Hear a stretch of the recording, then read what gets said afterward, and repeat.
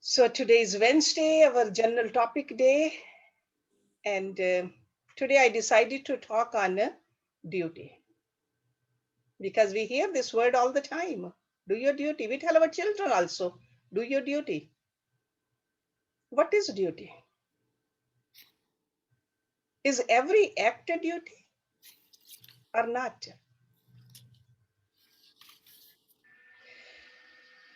Duty is one of those universal abstract terms like love, like consciousness. It's very difficult to define them, but I will definitely try because it's very important term. It's a very important concept.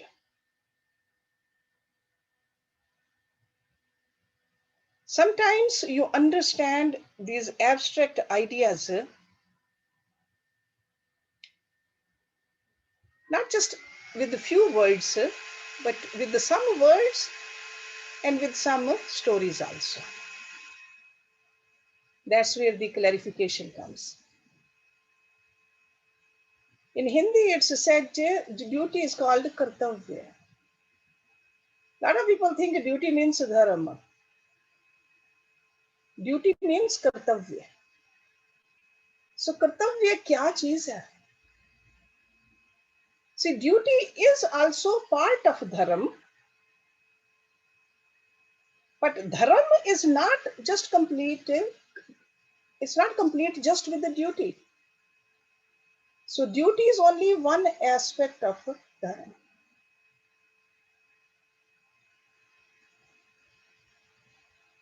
To me, it's a moral obligation in a given situation. That is duty. Whenever we have a sense of ought to, I ought to be doing this, you feel something, I have to do it. In Hindi, it's called karniye hai. So it is a volition, expression of your conscious. It is an inner directive. अंदर से आवाज उठती है, what is my duty? So inner directive can be called as a duty. You must have heard, according to this Indian culture, in fact, every culture talks about duty. But in Indian culture, devotion to duty is the highest thing. Because devotion to your duty will carry you forward. It also means excellence at work, giving your best performance, showing your dedication to your work. So all of this is included under duty. But remember one remarkable thing about duty is that it is based upon the sense of identification. Okay? You have particular set of duties according to that identification. Right now in this sitting, I identify myself as a teacher. So I have a duty as a teacher. And you are the students. Duty. So for a student, it's mandatory duty is to study.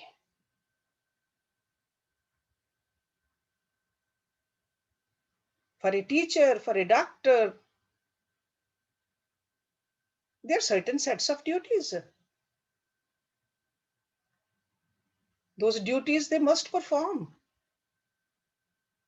because they are identified with that particular profession while they are at the workplace, while they are doing it. Take a case of a soldier. If any ordinary man picks up a gun and shoots somebody, that's called a murder. And he's put into jail. But if a soldier shoots in the war, he's given medals. So duty for a soldier and duty for an ordinary person. We also identify with our body, mind, and intellect. So we have duties pertaining to that also. It's our duty to take care of this body. Feed it properly, keep it clean, exercise it. It's our duty. Mind and intellect also, keep it clean, feed it, exercise it. Those are our duties. So duty is an abstract concept, and we have to draw from this abstract concept. It is difficult to define duty on the objective front because the duties are different for different people. But on the subjective front, you can define duty. Remember, anything that elevates or ennoble you is your duty. And anything that degrades you, makes you feel bad about yourself, is not your duty. So that's why I said, look at it from a subjective front. Duty is something which is helpful to you, which builds your life. Then when we talk about duty, there is a concept of swadharam also in our culture. Swadharam. It is a duty peculiar to your nature, your sabhav. You can call it a special kind of a duty. And remember, duty is not always easy. Sometimes duty can be very difficult. Duty is seldom sweet, or even rarely it's sweet. But we have the skill to make it sweet. How? When we have a love in our heart. That's why they say love reels its wheels. Then it becomes sweet. When you love what you do, even though it's difficult, it becomes very sweet.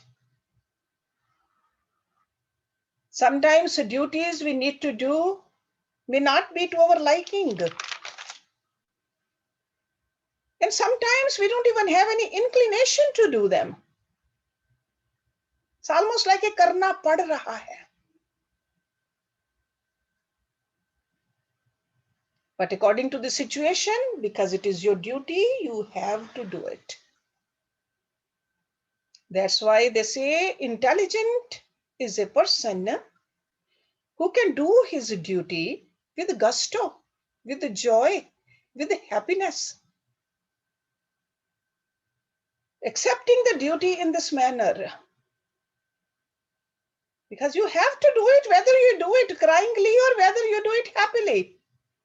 So intelligent person will do it happily. Bring love into it. And that is called dedication. Dedicate yourself to your duty. Devotion to your duty. That kind of a person is great.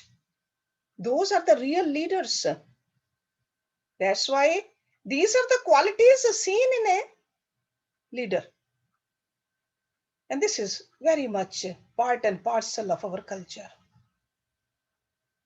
Ethics is based upon the duty. In every situation, we should ponder upon what is my duty.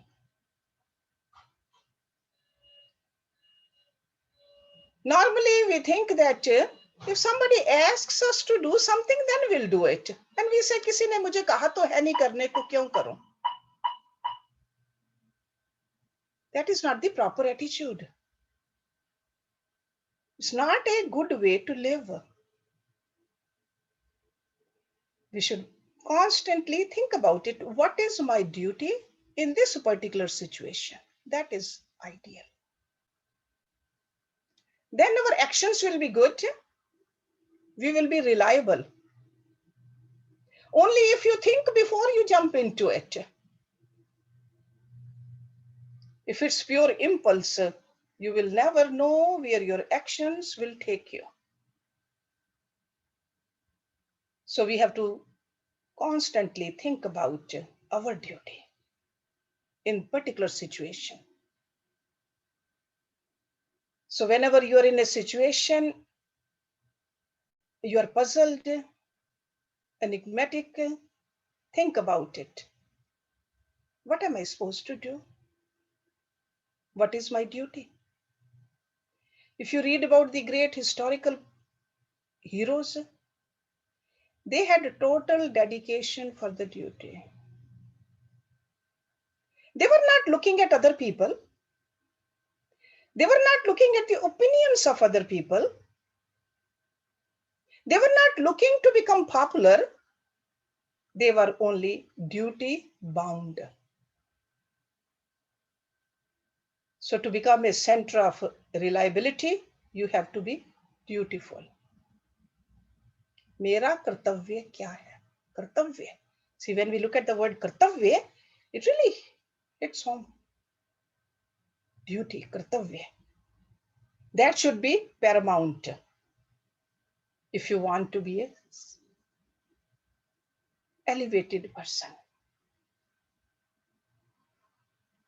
So remember, duty is sweet only through love. Love what you do. No matter what you do, love. If it's your duty to clean the bathroom, love cleaning the bathroom. If it's your duty to look after the children, grandchildren, teach them, love doing it. If you are working with your patients, love doing that. Just infuse your actions with love. It's your duty to take care of your body. Love exercising it. Not that I have to do it now. Okay, so duty is sweet only through love, through inclusiveness. Then you can rise above. And our decision making depends upon our identification. Sometimes we forget, because duty, I said, it's related to the identification. We forget. But my identification is to this particular task. In this task, what am I supposed to do? So remember that. Then there is another question. Is there a greater duty and a lower duty? Based upon the station of life, which is the best duty? Let me tell you a story. You might have heard about it before, but it's through the stories we can remember these messages a lot clearer. There was a king who often asked his people, which one is the highest duty? Duty of a sannyasi or a duty of a householder? Many wise men over the years gave him the answers, but he was not satisfied. One day, a sadhu, a saint, came to his palace, and king asked the same question. Who is greater, duty of a householder or a duty of a sannyasi? This sadhu said, each is great in its own place, my lord. Don't compare the two. said, what proof do you have? Why are you saying that? How do you know?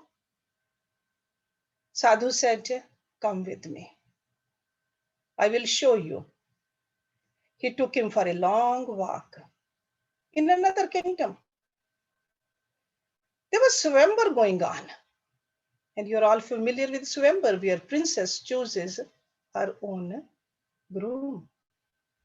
She has this freedom to choose. And this princess was very choosy. This princess looked around all the kings, all the princes who were there. But she happened to like a young sannyasi over there. She put the garland in that sannyasi's neck. That sannyasi, that young man ran away. King thought that this poor man does not want to accept the daughter because he is poor, sannyasi. So immediately he announced that whoever marries my daughter will get half of my kingdom. And after my death, will get the whole kingdom. So king offered him everything. But the young sannyasi was furious. He threw away the garland and started running away from there. And then princess, she accepted him as a husband by putting that garland. She started to follow him. But this young sannyasi was fast and he knew the ways in the forest, so he kept running. And this young girl could not catch up to him. So when princess is running, this old sadhu and the king, the other king, they started following that girl too. Just to find out what is really happening. So young sannyasi knew the forest, he ran away, he just got away from that situation, vanished. So this king and sadhu saw that little girl or that princess, a young girl, sitting under a tree crying. And it was dark by this time. So this sadhu and the king, they said, Beta, don't cry, we'll help you. Because she didn't know how to go back also to the palace. So they all three of them are sitting under the tree. It was cold, it was dark. There was a family of birds on that tree. Father bird, mother bird, and three little baby birds. Father bird saw, these are our guests. They are hungry, they are cold. So he went away to fetch a burning wood from somewhere so that they can light the fire, so that they are not cold. Because these are our guests, we got to take care of them. Now the fire was burning and they are sitting near the fire, warm. Then the father bird thought that they must be very hungry. They've been sitting here for so long. So he told his wife that I'm going to give my life. I'm going to drop into this fire so that they can eat me. They'll have something to eat because he couldn't find anything in the dark. That's what he did. The wife saw that. She said, this is one bird is not enough for these three people. And my husband has sacrificed. I got to sacrifice too. So she did the same thing. And those three babies thought that our parents are making a sacrifice. It's our duty also to make the sacrifice. So all of them just fell into that fire. Following that Atithi Devo Bhav, they were the guests over there under the tree.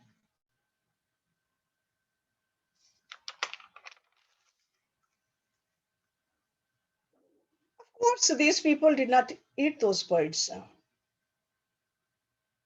But there was a meaning which this king understood from that sacrifice. dutifulness of these birds, the sacrifice.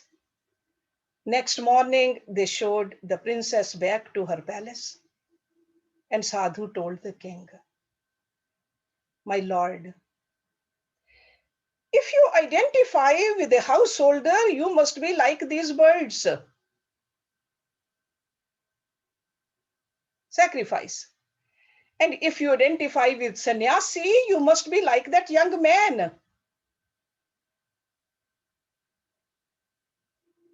That young man could have gotten everything, but he did not show any interest in the worldly prosperity. He was completely detached.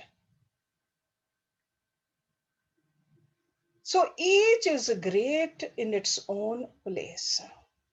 It's not a sannyasi is higher than a householder. As a householder, if we do our duties properly, we can elevate ourselves too. Duty of the one is not the duty of the other. Duties are different.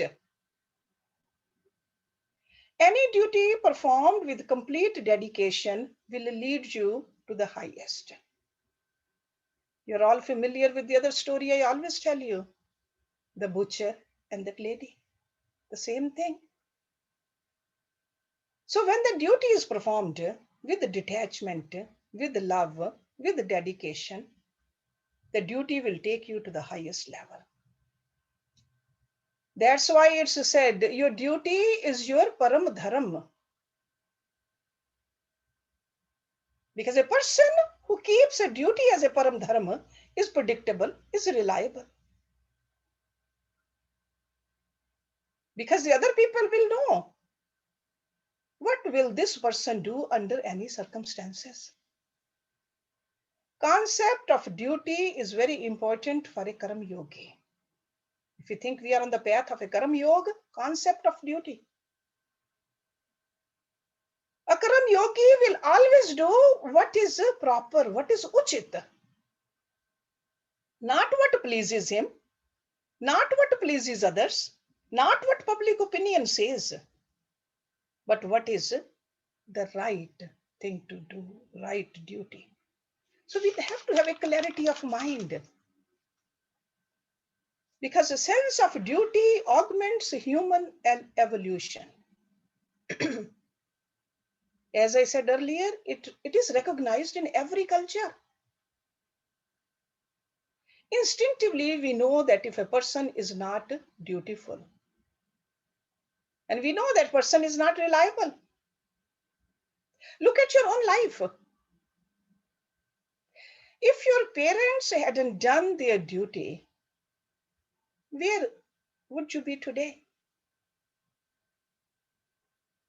They did everything they needed to do. They sacrificed. We all have come from that kind of a background, that kind of a culture, which was rich in duty. That's why we are here today. We are firmly established financially, emotionally, intellectually, physically, because our parents did our duty. That's why right away we give the credit to our parents when somebody admires us.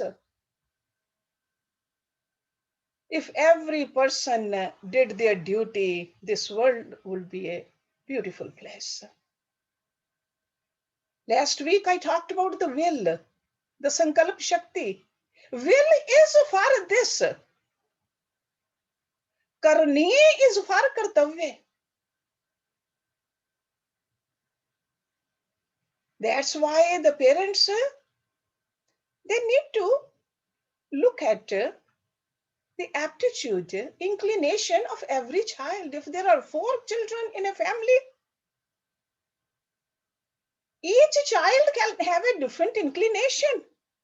One person could be intellectual, one person could be artistic talents. One person could be physically very resilient, and another person could be very caring. That's why our rishis, they came up with that Varna Ashram Dharma.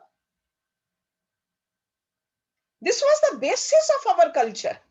The parents knew their duties and they knew what kind of a personality this particular person has. Like a Brahman.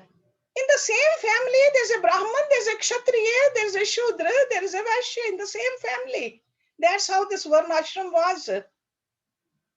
Just like a Brahman, super Satvik. In our scriptures, they say the definition of a Brahman, not by matted hair, not by lineage, nor by caste, one becomes Brahman. He is a Brahman who has truth, righteousness, wisdom is deep, who possesses knowledge, who discern the right way from the wrong way, and who attained the highest. And that's a Brahman. So duties of each person is different. And we got to know what my duty is. And duty from this position to the next position is different. As a teacher, my duty is different than when I'm a wife or a grandmother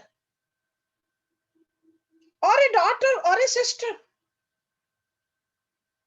Duties for different places are different, and we got to recognize that. There's a Hindi poet. In his life, something really important happened, which is a great message to us. His name is Mahavir Prasad Vivedi. You might have heard about his name in your high school poetry. In his ancestral home, he was gone for some time, and he saw a woman on the street, fallen, and snake had just bitten her. She was wailing, she was shouting. There were a lot of people around her. But you know, when the snake bites you, you better stop the poisonous blood to stop flowing. That's why they tie. So it was in the foot. So on the foot, he saw that I need to tie her foot so that blood doesn't flow into the rest of the body. He didn't have any piece of cloth to tie. He took his Janeu off. What is a Janeu? That sacred thread which Brahmins wear. He had that on him. He took it out, that Janeu, the Yagyapavit, tied her foot with that, where the bite was, to stop the flow of poison into the rest of her body. Her life was saved. But there were some Brahmins, so-called Brahmins in the crowd, and they started rebuking him. That you used the sacred thread for this purpose on this Shudra's woman's foot. Immediately Vivedi said that I have put my sacred thread to the best use. He did not care for what other people's opinion was. He knew what he had to do as a Brahman. He has to be compassionate. The meaning of a Brahman is to be compassionate. Ya Deyavan Sarvabhuteshu Sarvada Sarvavijay Shrestha. These are the definitions of a Brahman. We have to help others. There's a lot to do in this world. If we are sattvic ourselves, only then we can help others. And unless we feel that it's our duty, there won't be any peace in this world. Help wherever you can, not just the Brahman alone. Everybody should help others.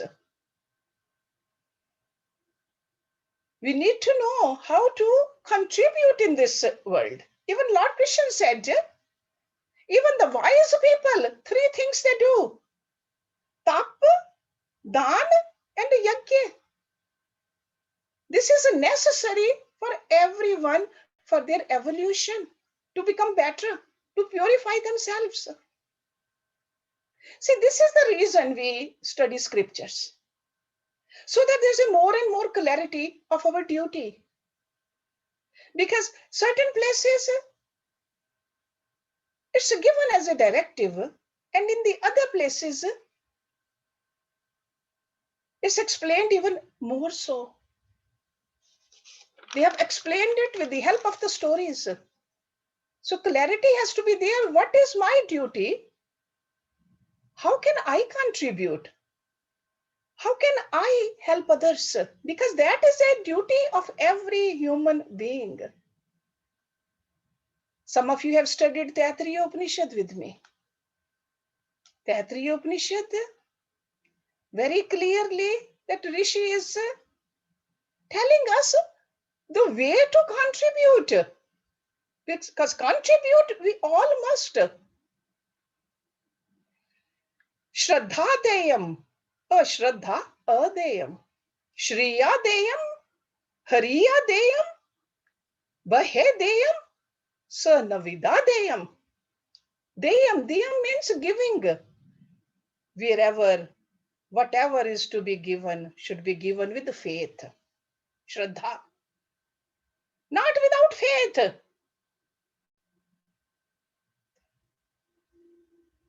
According to one's plenty. Shriya deyam. If you think that I don't have enough, how can we give? Shriya deyam. With modesty, humility. We should not have our pictures taken and post it on the Facebook when we give. According to our culture, that is wrong. With fear. Vehadeyam. And with sympathy. Sa navidhadeyam. When we understand our actions based upon the teaching of our scriptures, this is the real reason we do this Swadhyay. That's why Rishi Patanjali said in a Kriya Yoga, Swadhyay is very important. Otherwise, we don't know what our duty is. Sure, our Guru can tell us, but there are times when we have to figure it out too. So these are the textbooks written by our rishis, and it's our duty to study them and to know what our duty is. So help wherever we can. We are all part of this society. If you want to be successful, if you want to feel that you have lived a successful life, you must be a selfless contributor wherever you can. All success will descend upon you. We get what we give. But make sure that unselfishness is a big part of that. Always think that what can I do for others? We should have a dutiful mind. There has to be inclusiveness in our personality. See, for animals, survival is sufficient for animals. But for humans, there's a socio-economic evolution. That's how we get developed. That's why we have the goals. We should have that ultimate goal and a lower goals also, but ultimate goal as a spiritual evolution.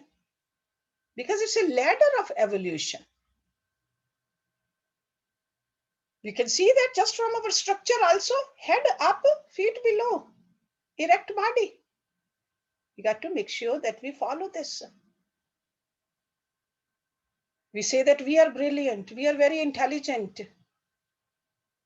So that means greater the brilliance, higher the responsibility.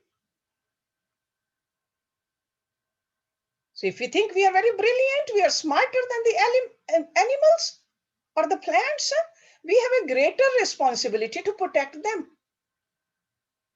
Just like a Brahman thinks that he is more compassionate, he is intellectually higher, he is more sattvic, he helps others. He doesn't start begging from other people. He gives. There should be more giving involved in a Brahman. That's why Lord Krishna said in Bhagavad Gita, Yogaha karmasu kaushlam. There has to be excellence in our actions. There has to be proper energy in our actions. That is our duty. Learn how to stand firm like a rock. We can stand firm like a rock only when we are established in our principles. Often we just live a life with the opinions. Opinions change. We should know what is the difference between opinion and a principle. Opinions keep on changing. Principles, they are fixed. So live a life with principles. And what are those principles? Principles we learn from the scriptures. In Yog Darshan, Rishi Patanjali, when he talks about ahimsa, satya, asteya, brahmacharya, prika, those are the principles. They are not the opinions. They are the principles. Thou shalt not hurt. Thou shalt not kill. Thou shalt not lie. Those are the principles. Our rishis, they told us to have an ideal life of a Raj Rishi. Raj Rishi, inside like a Rishi, outside have a prosperity. Raj Rishi, we all are Raj Rishis. But if we have understood these basic facts of our life, our dharma is what? I always tell you, outer prosperity and inner peace. Abhyudaya Nishreya Sadharma. But if we are established in our duties, only then we can do it. If we know what to do, what not to do, only then we can be a Raj Rishi. Otherwise, we are just a bhikshu. We are beggars.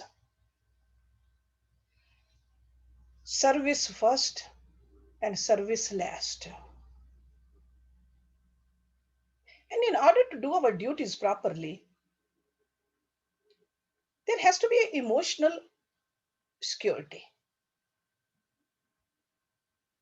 Emotional security comes when we don't play around with our relationships, when we respect our family values.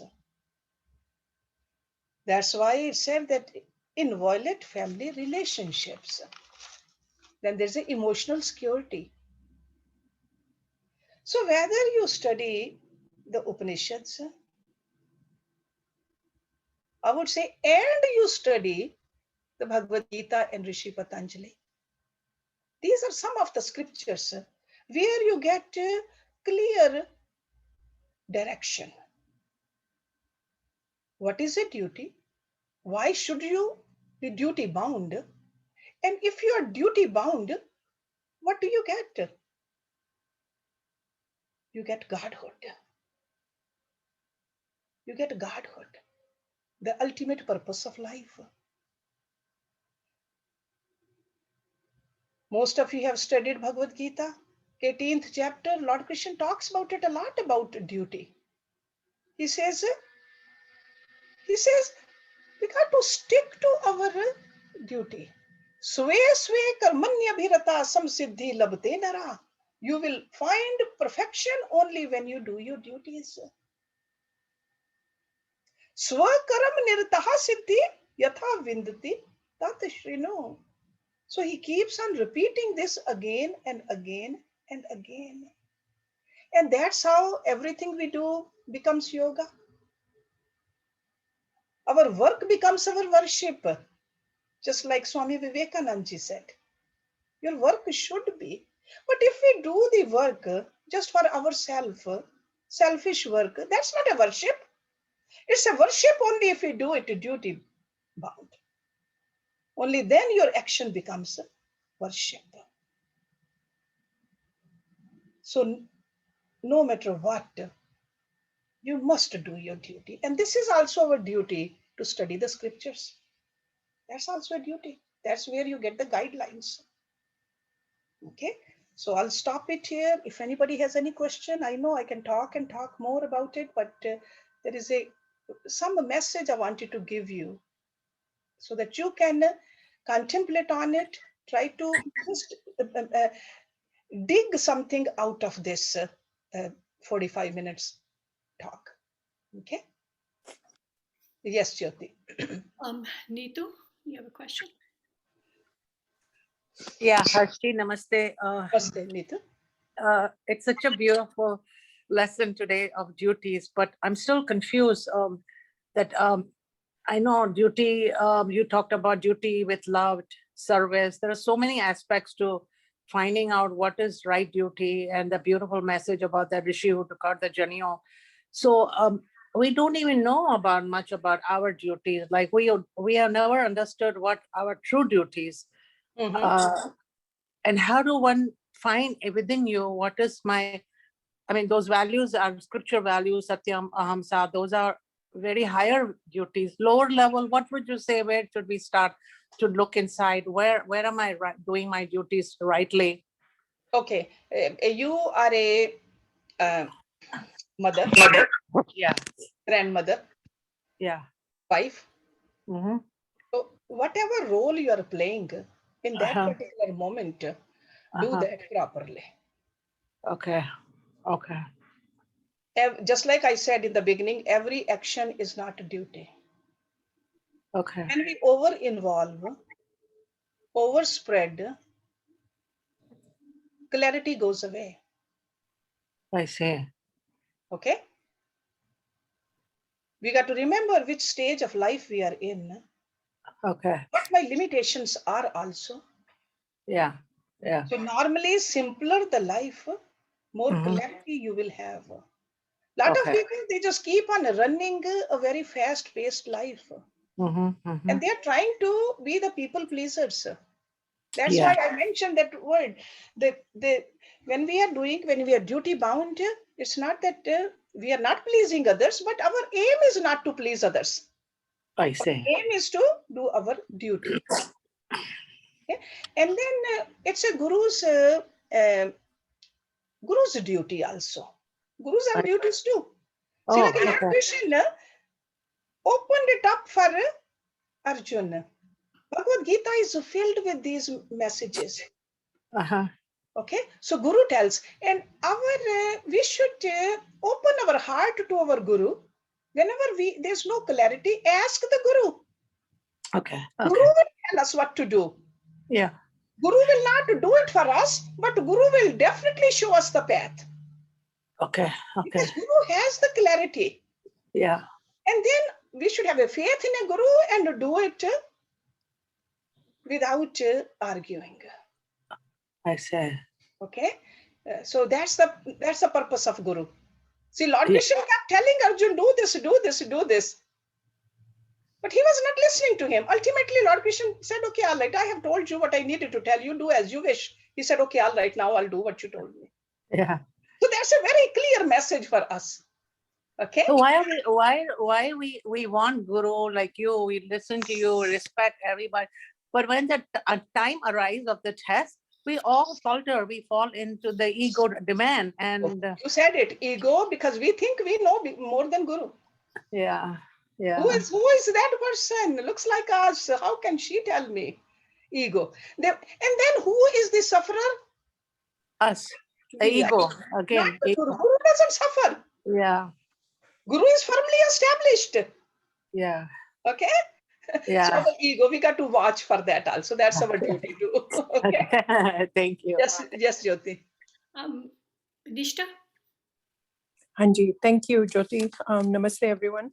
So Namaste. I have actually a couple of questions. Sure.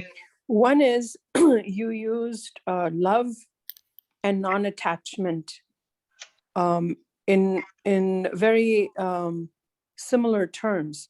How can you have non-attachment when you're trying to love something? Yeah. This is very important to understand. non-attachment to the temporary, love for the permanent, non-attachment to the selfishness. Okay, so we got to have a clarity about it. Live a life lovefully and a non-attachment. But Vairagya. isn't when you're loving something, isn't that attaching also? I mean, isn't there an No. attachment? No, if it's attaching, that's not love. Maybe one day I will, in this class, talk about love and attachment to its fullest. Okay. That will be really good. Yeah, Acha, and my I will throw some more light on it. I know here and there I do talk about it, but I'll just put a whole lecture together on that, because I understand a lot of people have difficulty understanding how can you love without being attached. that will be But really good. love can be, let me tell you right now, love can be only a full blown love without attachment. Okay. It will be good to see Yeah, the I'll full definitely, lecture. Nishta. And you said Acha. you have another question, right? Oh, sorry. No? Okay. Sorry. Anybody else? Jyoti? Urmil, until she Actually, comes. Jyoti, I had a couple of more questions. Sorry. Sorry. Okay, I Nishta. muted. I think I Sure. got muted. I kept on talking. So my other question is, you gave an analogy of the birds Yes. where they sacrifice their life. Yes. Now, to me, from what I've read in various scriptures, sacrificing of one's life is a sacrilegious thing, right? It's not a good thing to do. But they did it because they felt duty bound, the birds. Yeah. So my question is one above the other? Is sacrifice of life less than duty? Or duty is greater than sacrificing one's life?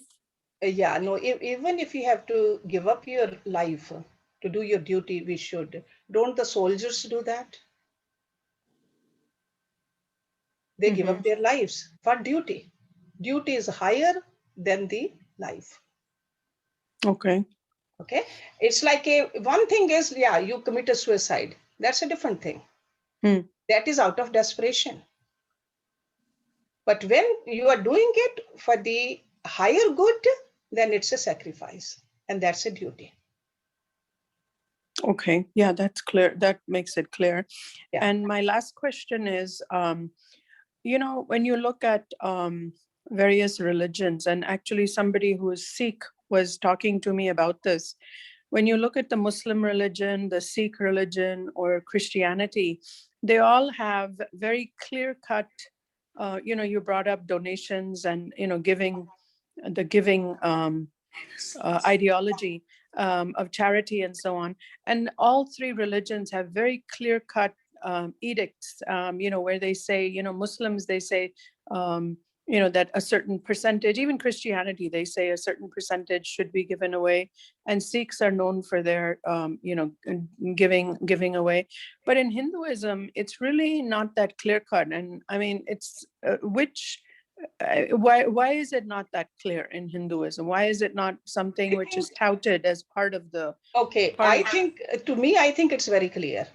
We got to know this, that Hindu religion says 10% does not belong to us. 10%. Hinduism talks about it very openly, but people want to listen to it or not. See, just remember, these other religions or the isms you mentioned, they are newer. They are simpler. They have been simplified, even though the teachings are the same, but they have been simplified for the masses so that they can follow it properly. Hinduism is very old. It's almost like an old tree with many branches, with many even roots coming from the tree itself, like a banyan tree. That's why it's very hard to understand for people. But universal truth is the same, that we have to contribute, we have to share. So Hinduism does not say that do not share. In the Vedas, there are clear indications, even on the crop which is in the field. Leave some for the birds. Leave some for the workers over there. Use only so much. Leave some for the earth also. Very clear directions are given. So in general, that's what I learned from my Guruji. 10% does not belong to you. 10%. You know, but many times Hindus, they tend to give maybe the 10%, but they end up giving it to make a temple bigger, make a, add a new temple, which basically is sort of like a transaction you're having with God or whatever, that I'm making this temple or whatever, but not really to charity, to actual people or to actual needs, which are. Yeah. So Nisha, that's why if these things are, see, this is freedom in Hinduism. Lot of freedom, because ultimately we are aiming for ultimate freedom. So over here, if this is, somebody picks up a cause, do pick up a cause. A young person like you should spread this word, especially these days through social media. Do help people. Okay, the freedom we all have. But just remember, it's a very old religion, old tree. Some of the things people don't understand, and that's why I have picked up this cause, to really bring out the truth from our scriptures to the people, whoever want to listen to this. I do not say anything in these classes out of the scriptures or out of my own imagination. All of this is from our scriptures. Bhagavad Gita, Lord Krishna said even the wise people need to do the dana. I mean, if you believe in Lord Krishna, then pay attention to what he's saying. He said, do tap, do swadhyay, help others. Just a simple scripture, 700 verses, very easy to understand, has been translated in many languages. There are many, many teachers who are advocating that. We got to just start doing it. To me, I think directives are there. We got to just act upon it. Okay? So, Thank you. yes, Nishta. Okay, Jyoti. Urmil.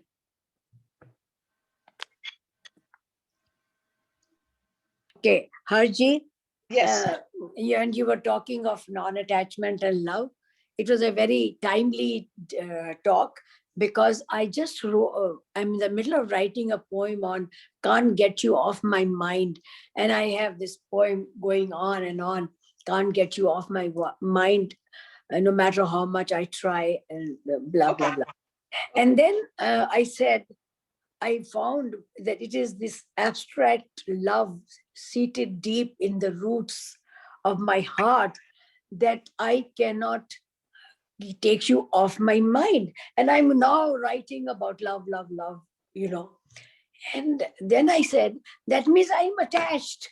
And there I comes. And now Harji has to complete my poem. So, Got stuck at that point. When your poem is finished, let me know. Then I'll have my lecture prepared also. Okay? Attachment or non-attachment and love. Okay? Yes, I think everybody. And I compared it to the blockage in the arteries. What has stopped me from the mind not getting at rest is the love that is stuck in the heart. Yes, I'm sure you have done an excellent job. I've done full research on it. Yeah, maybe we'll start the lecture with your poem, and then I will talk. Something like that. Okay, let me know when you're done with it. Okay, anybody else? Harji, I think Jyoti, you are Actually, I muted. have a question. Jyoti, you are muted. Sorry, Yeah, Jyoti, you are muted. sorry. Pramila's been waiting, I said, so I don't. Pramila is waiting. Okay, Pramila. Harshi, beautiful class. You said something, emotional security.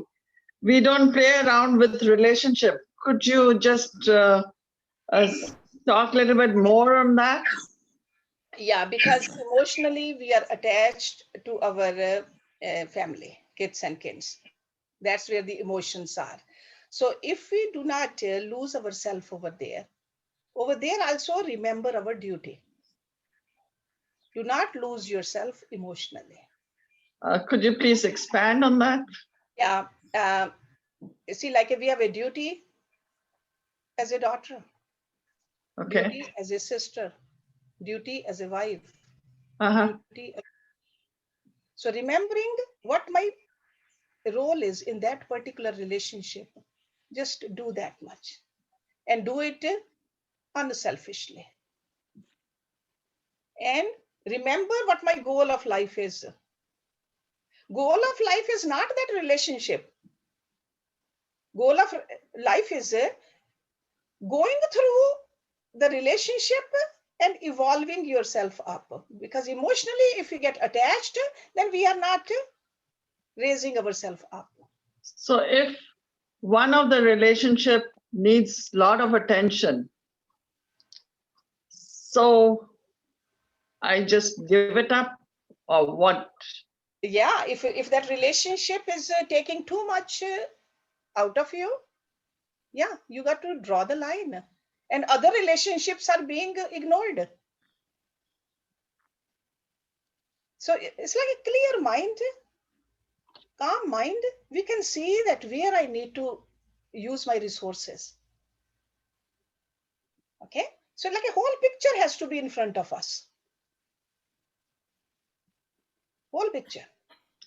And sometimes it's not clear. It's good to go to a person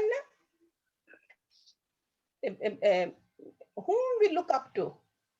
See, the reason I asked that question, right now my mother needs a lot of attention. So what do you do? Your mother needs attention, and I don't know whether you want to talk about it. It's being recorded. We can talk about it Okay, later. I'll talk about it later. Yeah, so But let's how do you balance it? How do you balance it? Yeah, to me, I think this is personal. Let's talk about it because Yeah, I'm yeah. you will feel comfortable. Okay.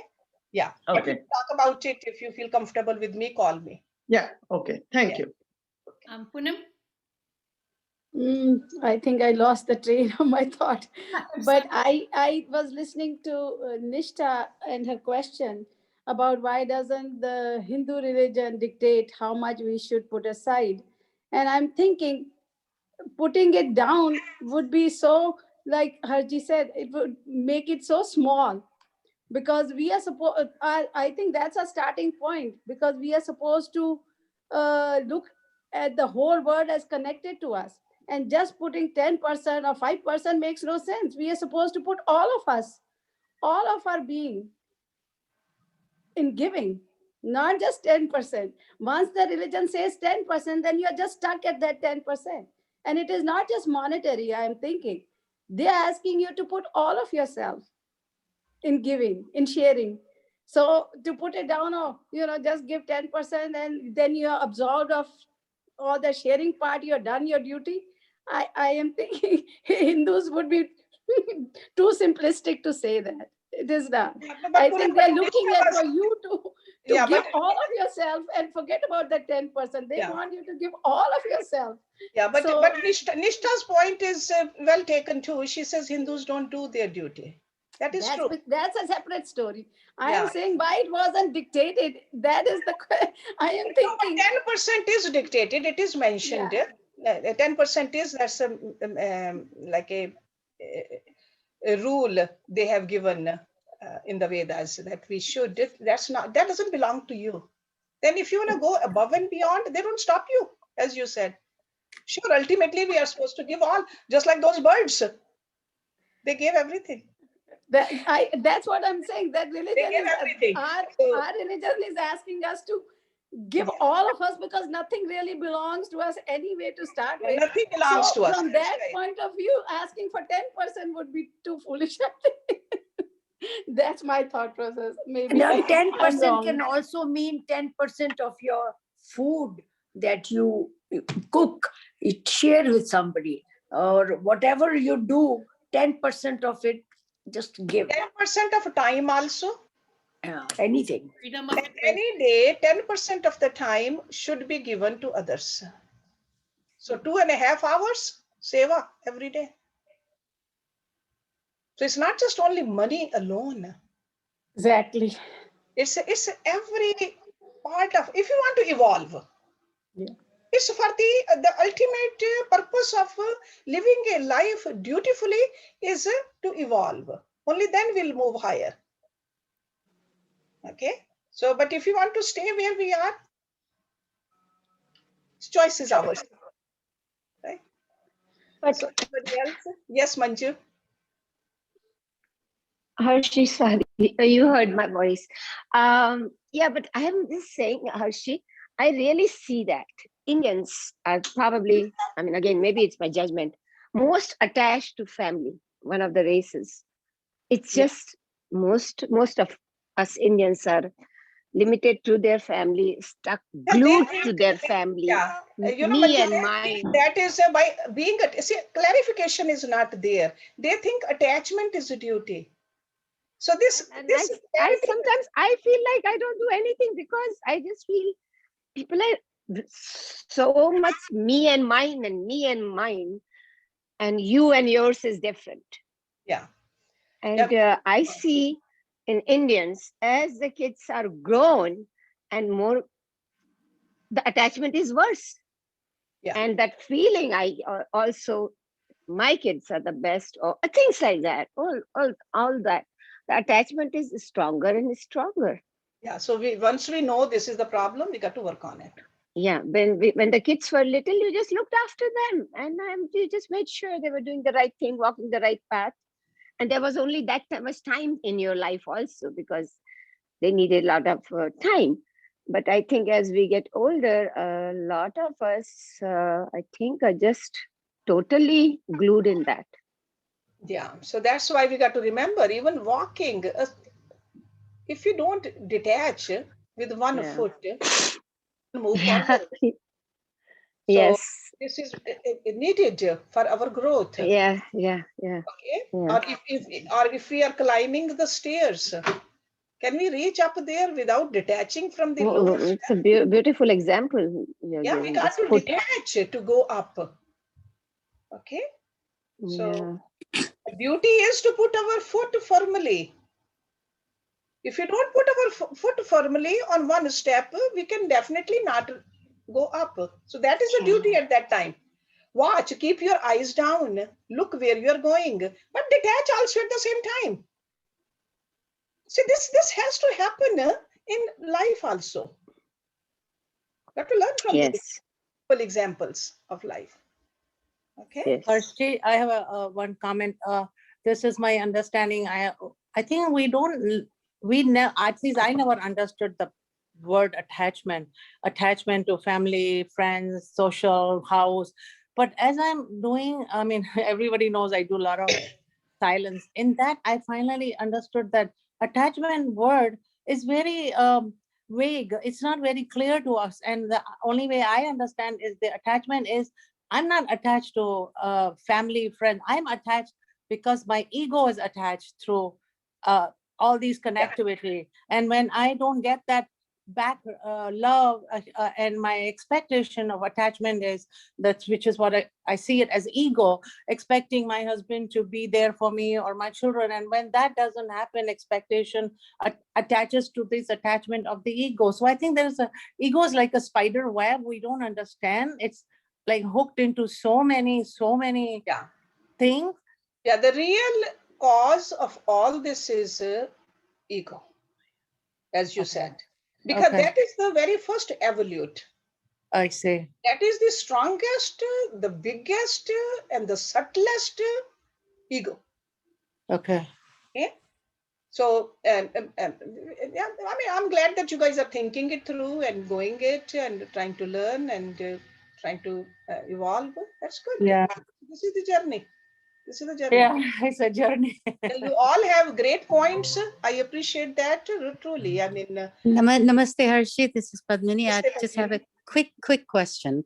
Sure. You know, we had talked yesterday about attachments and detachments also. So when people say, cut the ties, and do your duty and still be detached. Mhm. So I understand the concept, having a tough time doing it. Yeah, exactly. Tough Mhm. time doing it, because doing is that's hard. But we must Mhm. do it. Nothing gonna understanding alone is not going to evolve us. Mhm. Mhm. Ultimately, we got to bring all these principles into our life. Only then we'll see the difference. Okay. So, but first, but if we don't even pay attention to understanding it, then how will we apply it, right? So, and कहते हैं पता नहीं कितने जन्मों से ऐसा कर रहे हैं. So old habits die hard. Mhm. Remember Mhm. that. Mhm. कहते हैं ना कुत्ते की दुम. I think that most of the people know Hindi now. Mhm. कुत्ते की दुम जितनी मर्जी सीधी करके रखो Mhm. सीधी हो Mhm. जाएगी. That's how we are. Yeah, yeah. So the train the mind to So let don't give go up. of the Don't ego. give up. We got to just keep on trying, because this is the only way. We Yeah. got to do our duty. We got to become unselfish. We got to get detached. We got to Get know. rid of the ego. Give up the ego. This is our homework. Yeah. This is what we must do. All of us got to do this. Not just Hindus.